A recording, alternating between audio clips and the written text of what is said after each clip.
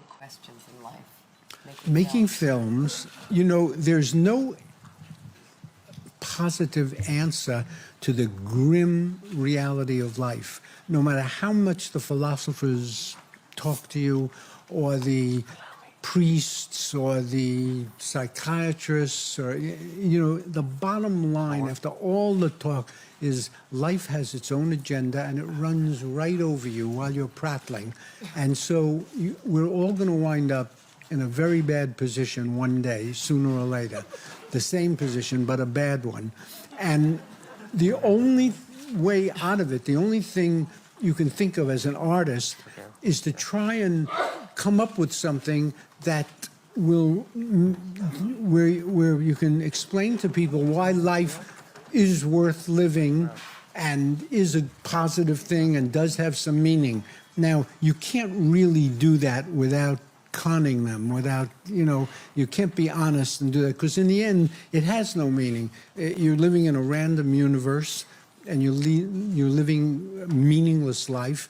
And again, everything you create in your life or do is going to vanish, and the earth will vanish, and the sun's burning out, and the universe will be gone, and it's over. And everything that Shakespeare did, or, you know, or Michelangelo, or, you know, Beethoven, it'll all be gone one day, no matter how much we cherish it.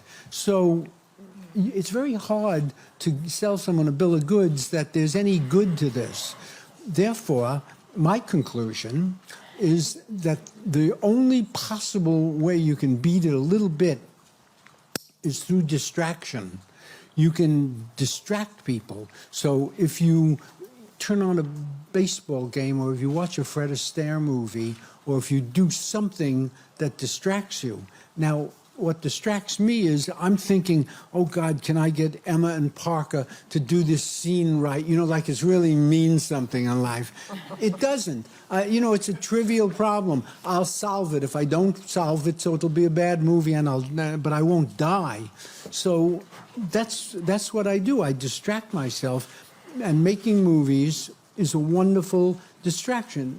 These actresses come in and they're worried about their part and their character and how they're going to do it. And that's what they're thinking of. If they weren't doing that, they'd be home or sitting on a beach or something, and they'd be thinking, my God, what is life about? You know, I'm going to get old, I'm going to die, my loved ones are going to die. You know, will I get Ebola? I mean, what is going to happen to me?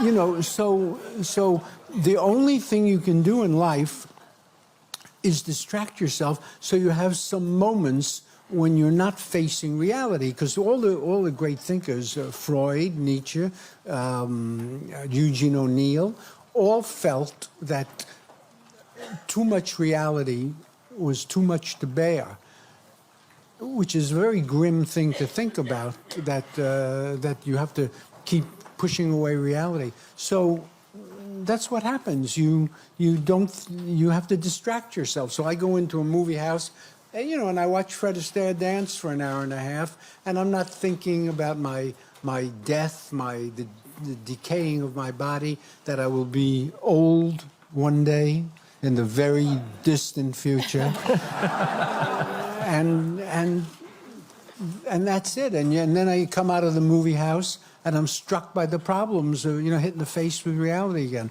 So that's the most you can do. And movie making, you know, is a nice thing to keep you busy. It's like they give the inmates in an institution basket weaving or something. You know, it keeps you occupied.